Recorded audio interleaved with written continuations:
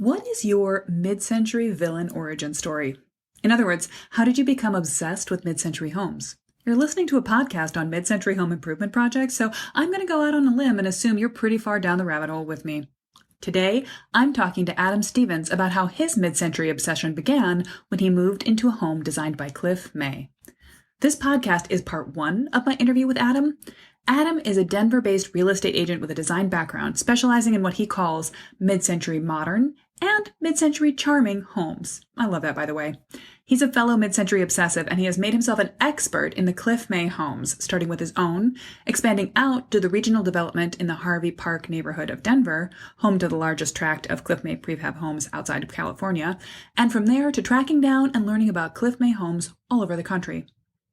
Prepare for a deep dive into what makes a Cliff May home so great, the enthusiastic, creative ethos of the mid-century building boom in general, and what you can borrow from a Cliff May post and beam home if you live in a more modest one. Hey there, welcome back to Mid-Mod Remodel. This is the show about updating MCM homes, helping you match a mid-century home to your modern life. I'm your host, Della, architect and mid-century ranch enthusiast. You're listening to Season 11, Episode 3. Before we get to the interview, I just want to give a quick shout out to the amazing group of mid-century homeowners who showed up live to last weekend's Mid-Century Kitchen Clinic workshop. We had such fun running through a micro master plan process, and I got and answered some very good kitchen update questions. If hearing that makes you feel sad that you missed out, turn your frown upside down.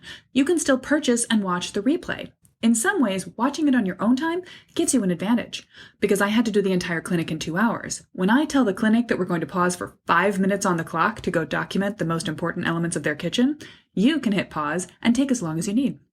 Grab your copy of the replay at the link in the show notes.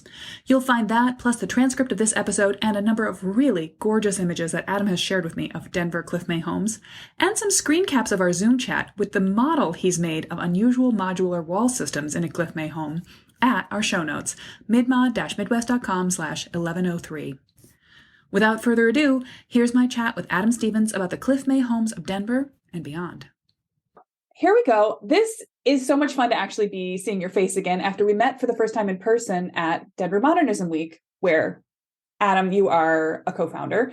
And of course, we already knew each other from this wonderful, weird little mid-century Instagram community. But I saw Adam all over Denver Modernism Week, obviously, as you expect for one of its creators, anchoring a panel on what homeowners should know about preserving and updating their mid-century homes based on his own experience. Also found him holding down the Cool Kids table, better known as the Docomomo, Colorado organization booth, where he's the secretary. And he's also a realtor specializing in helping people buy and sell mid-century homes in Denver. So, hi, Adam. How's it going? Howdy. Thanks for having me.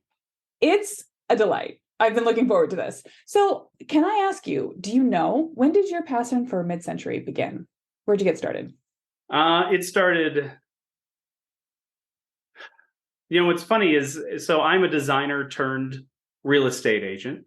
I was actually trained as an interior designer and practiced in the corporate world for about a decade.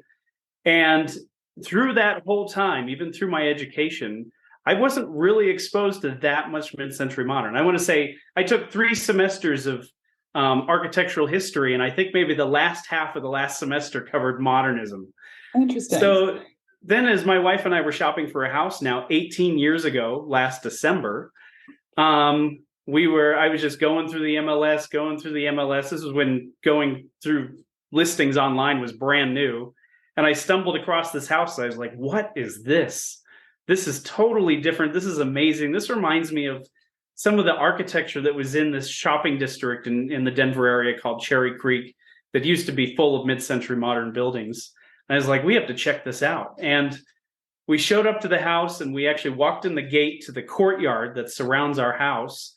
And my wife was like, we're buying this. She didn't even go in the front door. We hadn't even looked at it. That's confidence. She decided that we were buying this house. And so we did, and only after I owned this house for about 7 or 8 years did I really get curious, like, who designed this? Like, what's the story behind this thing? Nobody really knew. And so I started doing research. I went to the library and I asked the librarian, I was like, so how do I look up advertisements? Because I felt like that was probably the best way to get some clues. And the lady looked at me like, why would you want to look up advertisement. So she was no help, but I just got onto the microfiche, which is the only way to get Denver's old newspapers. Still. And I spent hours and hours and hours going through the papers from 1955, which is when my house was built. And voila, I stumbled across this ad for Cliff May Homes, which is the kind of home that I own here in Denver. Oh, that's amazing. This is funny because I feel like our villain origin stories are actually very similar. I also went through my whole design training and all of my practice up until now working in residential architecture, knowing mid-century modern was a thing, having heard the term, but not really having studied it, having anyone pointed out to me as interesting. I liked it like I liked all cohesive design movements that sort of feel like you can identify them and see their features and appreciate them as a unit. And then I bought a ranch house and I was like, what do you do with a ranch house? I went to the library. I didn't find any books. So I was starting only about 5 years ago. So I went to Mid-Century Instagram and I went to the online newspaper archive and started hunting. And I found in Madison, we don't have any Cliff May homes, sadly, but we do have actually a wonderful tradition of a parade of homes that started in 1952. And they did a huge advertising spread, which you can go find, and a bunch of like cool features and talking about it. And that's great. Yeah, Denver's first parade of homes was 1953, and going through the special sections that they ran in the newspaper for the parade of homes every year is a wealth of information of what merchant builders were building in the 1950s. And what they thought everyone would think was cool, which sometimes is still so cool today. And other times it's like, ooh, a built-in vanity in the bathroom with a mirror. Because, what's interesting is, a lot of times when we think about post-war homes, we think about, these homes were built for soldiers coming back from World War II. But really, that's not the case. Really, those homes, which we actually have examples nearby to me, were built in the late 40s. Come the 1950s, those soldiers who had returned, they were starting to have families. They were getting good jobs. They had good, well-paying jobs. And they were looking for the next thing to move up to. And every merchant builder in town wanted to come up with what that next thing was going to be. And one of them was, well, not in town, but somehow. So you unwittingly moved into a Cliff May home. Let's talk about the magic of Cliff May, who was not even an architect and yet has had such a huge impact on what mid-century architecture is at a residential level. The best way to describe Cliff May, I think, is a designer in California. He spent most of his career designing actually homes for the stars, massive homes for people you've actually heard of. So, and these were like 10,000 square foot, 15,000 square foot homes all over California and even outside of California and around the world. And yet he was not an architect. He went to college, but didn't actually graduate. He kind of got bored and decided he wanted to go at first he started actually building furniture to decorate model homes for a local builder in San Diego. And the builder liked what he was doing so much, he found that having these staged homes with Cliff May's furniture in it was making the home sell faster. And eventually it worked up to actually allowing Cliff May to design a home for him.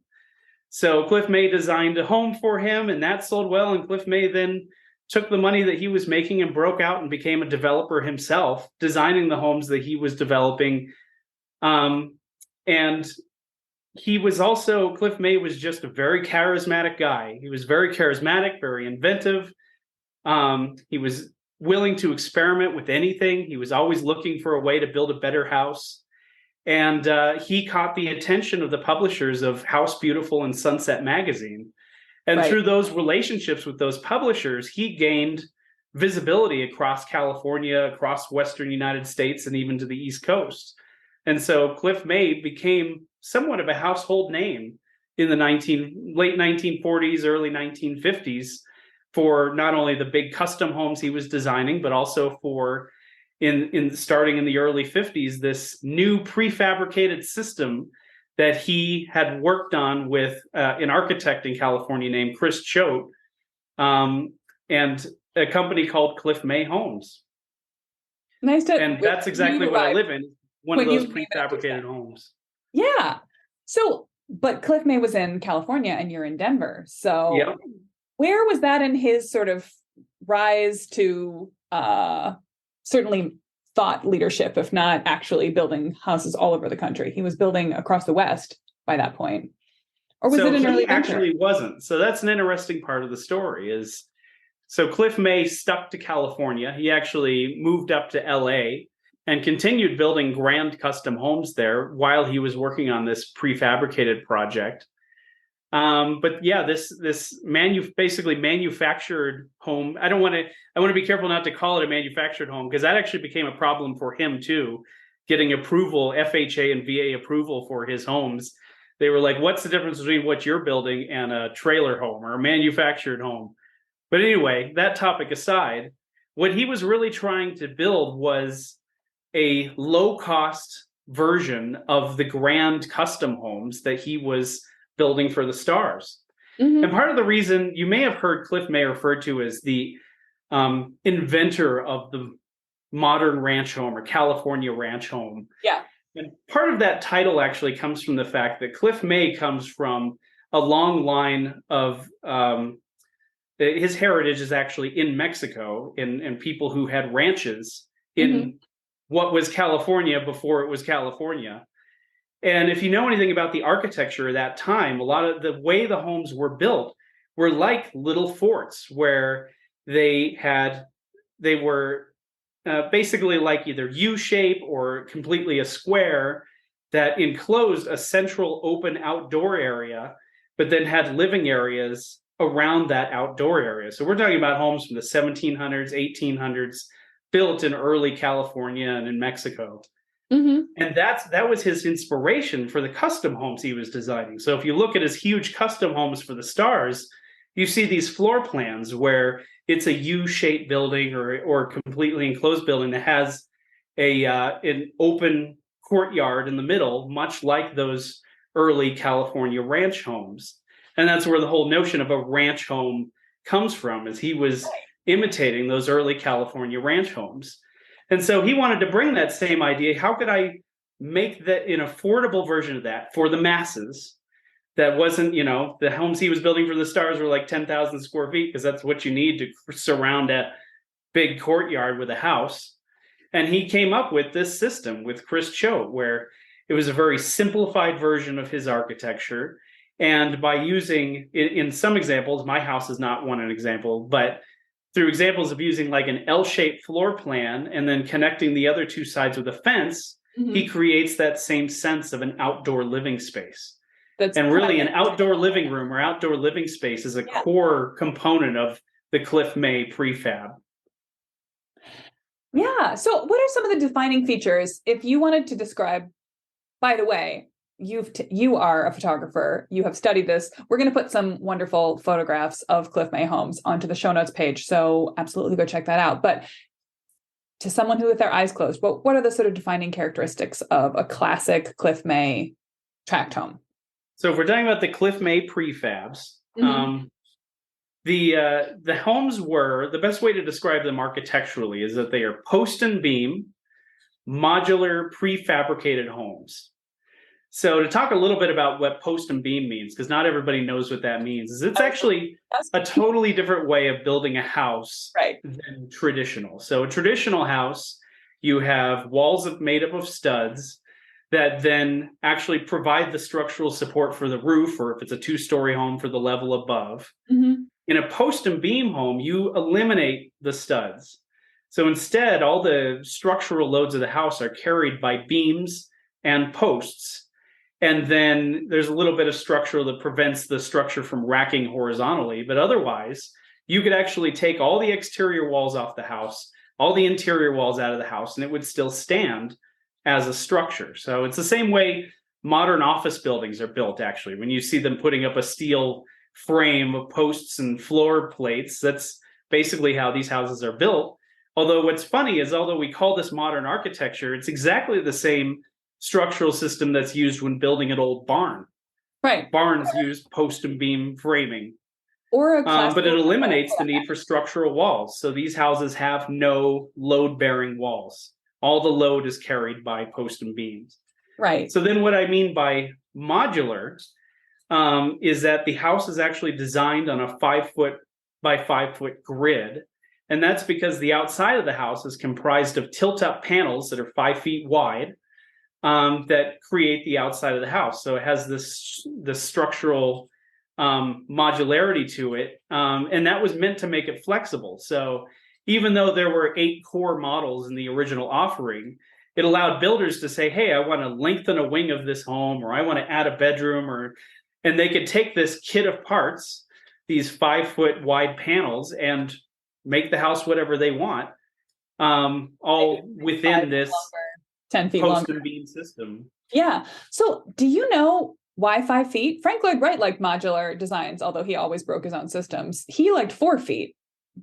I don't know why the choice for 5 feet. I think, that one answer could be that half of 5 feet is 2.5 feet, which is a common door width.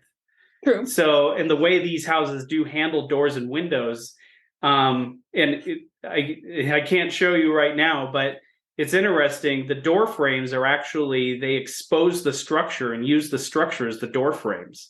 So there are no door frames inserted in. The structure is actually exposed, and the door is just installed between 2 posts, for instance, on the outside. Rather than having separate stud framing that is independent Right. of the structure. Well, that's very efficient. Yeah, I always think of 4 feet as a logical grid number because a cabinet width or a depth is usually 2 feet. But it does run you into some trouble when you start to think about door openings, and a 30-inch door would fit very smoothly into a 5 foot grid. Fascinating. That's new to me. The last component that I was mentioning is that these houses were prefabricated.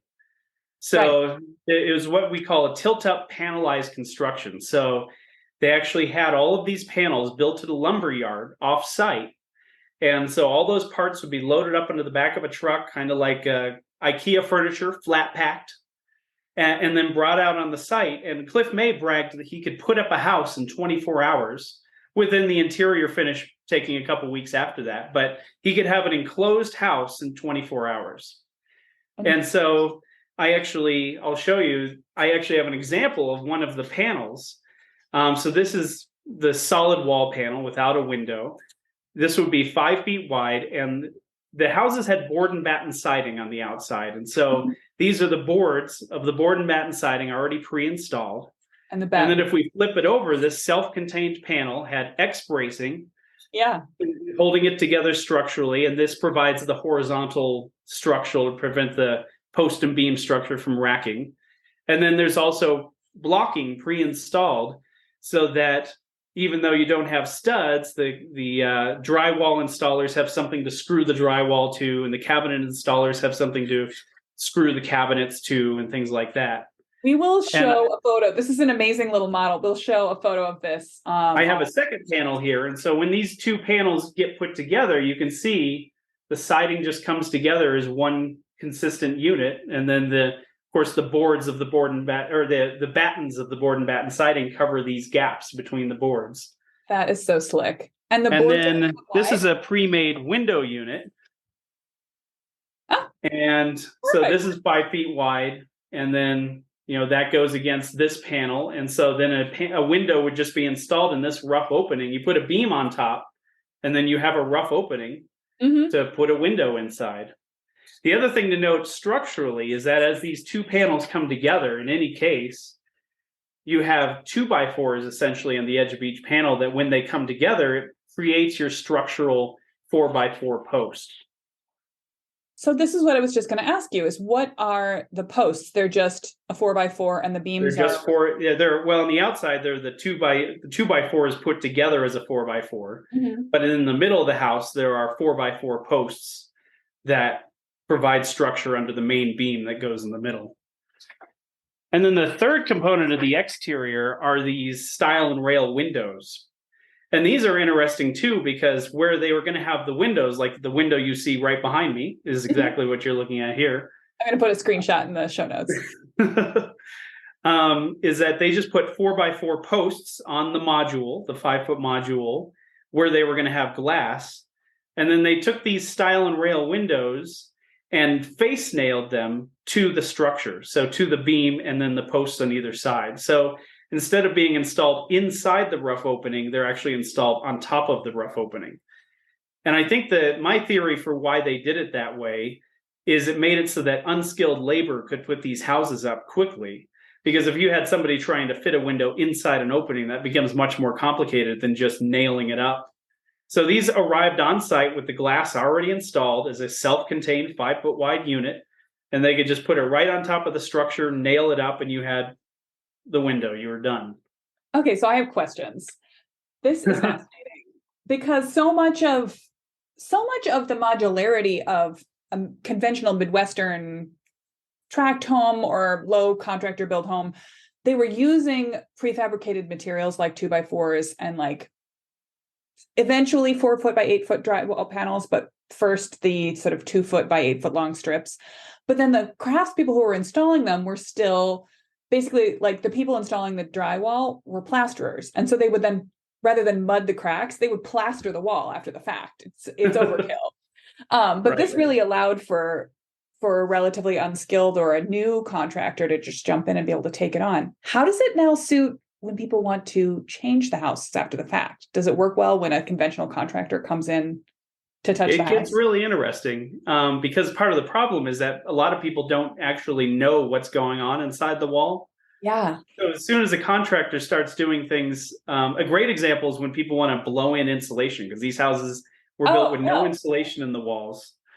And, a contractor expects to find studs and instead starts blowing insulation into the wall. And it feels like, so there's actually 2x4s behind this blocking. Mm-hmm. So there's a cavity here.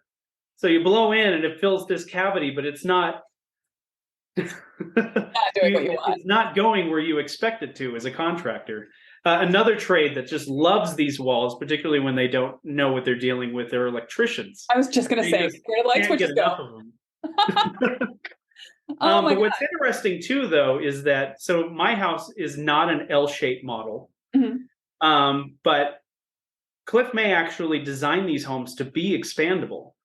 So all of the houses that aren't an L-shaped model are actually sited on the lot, at least here in Denver, in this neighborhood, in such a way that you could add a wing to make it an L-shaped plan in the future. Oh. And he actually took that to the point that in our large bedroom, we call our primary bedroom, there's actually a soffit that runs through the bedroom, a lowered soffit, because all the ceilings in these houses are vaulted, like everywhere, even the bathroom.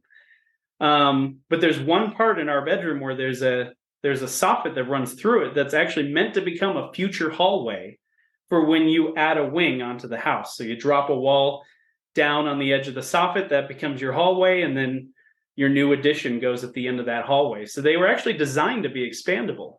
Boom, you're good to go. That's so, a mid-century house is eminently expandable in a flexible way, a conventional stick-framed house. But to have thought about it that specifically, here's where the hall will go. Yeah. That's some forward thinking. Have people taken advantage of that over time, or was it sort of the cool? They have. I have found examples. Actually, Adrian has sold a couple in the last few years where very clearly somebody put an addition on exactly as Cliff May had intended, which I think is great. That is so cool. So let's talk about the bigger picture. So to you, well, actually, so for a moment, one more thing. And, sorry, not to throw you off. So I didn't actually answer your question about the character, the character defining features of these houses. I can ask again. Why don't I? So that's how the house is put together. What does that mean for the way the house is to look at and to live in? So yeah, all of that was a long preamble for what these houses are architecturally. It's really interesting because they are very simple houses. So one aspect of Cliff May's work is that it was at once strikingly modern and yet very rustic. Mm-hmm. And so if you look at Cliff May's custom work, it was very old California, lots of stone and heavy timber. And he liked to use grape stakes as a finish indoors and out and things like that. And yet he would have these amazing walls of glass and vaulted ceilings, and he would break the peak of the house into a linear skylight that would go along the peak of the house. He would do all these amazing modern things.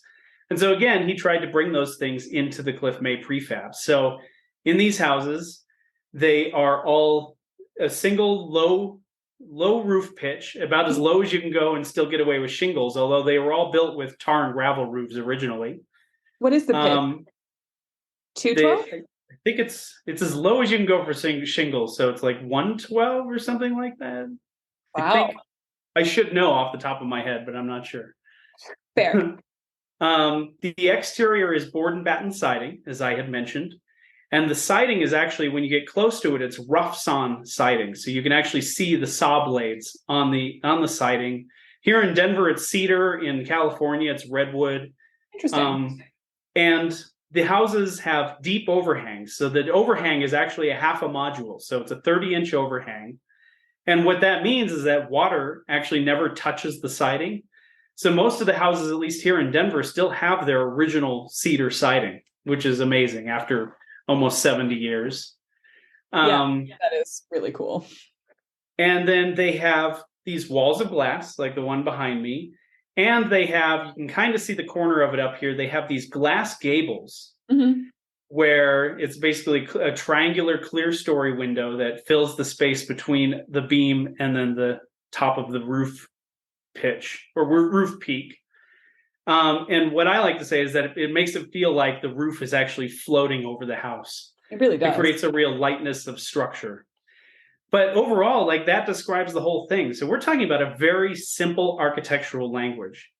And what Cliff May was actually trying to do is he was trying to create a house that didn't have a specific style. Today we call it mid-century modern, but to him, the notion was the house doesn't have a style. If you see it from the street, you don't look at the house and go, it's Victorian, it's blah, blah, blah. It was just meant to be a very simple elevation, triangular elevation if the house is facing the street, or I should say if the end of the house is facing the street. But it was really kind of meant to fade into the background. And particularly when you're living in it, the idea is, even though we're all tempted to throw Eames chairs and all these mid-century modern furniture into these houses, his notion was really that the house fades into the background while you bring your own artwork, your own furniture. You might have Victorian taste, but be living in one of these houses, and that furniture will still work because you bring your style to this house that's not competing with it. It's just fading into the background. He didn't see what he was doing as creating a new style. He thought he was creating a blank canvas that people could style too. And so you look at the houses that he was designing, and as I said, he was taking a very rustic approach to modernism, but that was his choice. But he was leaving it up to these homeowners to decide, what is this house going to be to me? I'm not stuck with modern stuff because I'm in a modern house. I can bring whatever I want into this house and it will still work because the house is not going to compete with it. Fascinating. That's a very generous position for a designer to take. And I don't know that I personally agree with that. Although, I love to see modern interventions into a Victorian house. So I suppose the reverse could be true. Fill it with overstuffed chairs and heavily upholstered whatnots and see how it goes. That would be fascinating. Yeah. And then another interesting thing is that when you're actually, so here in Denver, you can see this in most Cliff May neighborhoods, is he really intentionally wanted to break the streetscape. So what there is, particularly in the 1950s, but it's still true today, cities, because of zoning, have what they call minimum setbacks. And what that created is, even here in my neighborhood of Harvey Park, if you look at the traditional brick ranch homes that make up most of the neighborhood here, you find that these setbacks create these perfect rows of brick houses all the way up and down the street. Right. And there's none forward, none back. They're just these perfect rows of houses, all equal apart. And Cliff May intentionally wanted to break that because he wanted the relationship of the houses to each other to be important and help emphasize this whole outdoor living space he was creating. So really, like the wall of the house next door is creating that, third or fourth wall around your private courtyard. And so some of the houses are in the front of the lot. Some of the houses are in the back of the lot. Some of the houses are turned 90 degrees so that the end of the house faces the street. Others like mine, have the broad side of the house facing the street. although you can't even see my house because it's behind a fence because of that whole private courtyard idea. Right. And the other interesting thing is because there were 8 models offered here, although only 7 were built, ranging from 2 bedrooms, 1 bath, all the way up to 4 bedrooms and 2 baths. And yet, when you go up and down the street, there's a real egalitarianism to it, because you cannot tell which houses are the big ones and which ones are the little ones. Right. They're not the tallest or the most grandiosely finished necessarily. Exactly. They're just all the same roof line, the same. Yeah, because again, there's this simple prefabricated system. They all look exactly the same. And you can't tell, oh, that's a 4-bedroom, unless you have a trained eye like me. Like, I can tell. But to the naked eye, it's all the people with the smallest house, the little starter home, have a house that looks just as grand as the people who have the 4-bedroom, 2-bath home. Well, this is fascinating. Adam, you're such a wealth of knowledge that we're going to have to break this episode into 2 pieces and come back and talk about this more next week. But before we pause, I wanted to ask to you, what's the influence? What's the takeaway for someone who does not live in a Cliff May post and beam home that we can learn or borrow or be inspired by seeing and studying these interesting little moments in history? Well, for me, every home is different. So like we talk about a lot of times in Denver, we're talking about mid-century modern versus mid-century homes, what I often call mid-century charming homes. Cute. All of them bring their own unique characters and design elements. And just because you live in a brick ranch doesn't mean that somebody didn't think hard about the floor plan of that home and its design and its proportionality and its various elements. Oh, yeah. There's, it's hard to create a Cliff May home out of something that's not a Cliff May home. It kind of break your heart that way. But the big lesson for me is that I got to this point of knowing all about this home and really appreciating it and sharing it with my neighbors so they really appreciate their home, which in the last 18 years we've lived here, it's like night and day compared to when we moved in, because there are so many people who have so much pride in their homes now. There is real value in learning the story of your home. Who built it? Why? What materials were used? What's the design all about? Yeah. That's the perfect way to leave it. So next week, we're going to come back and talk about what you can learn about your home, what you have learned about your home, you, the general, you, Adam, the specific, and how you've seen the obsession, the interest, the fun of modernism change over time. Thanks so much for coming on the show. Thank you. It's a pleasure. Where can people find you if they want to see what you're up to selling houses, see your fun research, see what you've done to your own house? Where should they go? The best thing to do is to follow my Instagram, because that's where I'm most active. So that's at Modern Atom, ATOM. I also have another Instagram that's specially focused on my neighborhood, Harvey Park. And that one is at Harvey Park Modern, if you want to see what Harvey Park is all about. I also run an Instagram called Cliff May Prefabs, at Cliff May Prefabs, where I'm just focused on the Cliff May homes nationwide. So check that out. And then my photography Instagram is at Atom Stevens, ATOMSTEVENS. And so those are all good places to connect to me as well. I also have a website, Modern Atom, ATOM.homes. That's the whole website address.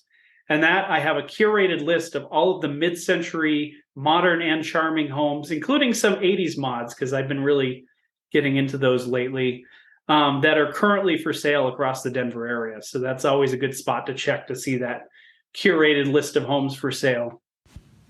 So that's all for now. But we'll be back with the second half of my chat with Adam, full of ideas for how you can learn more about your home and what good that discovery will do for you.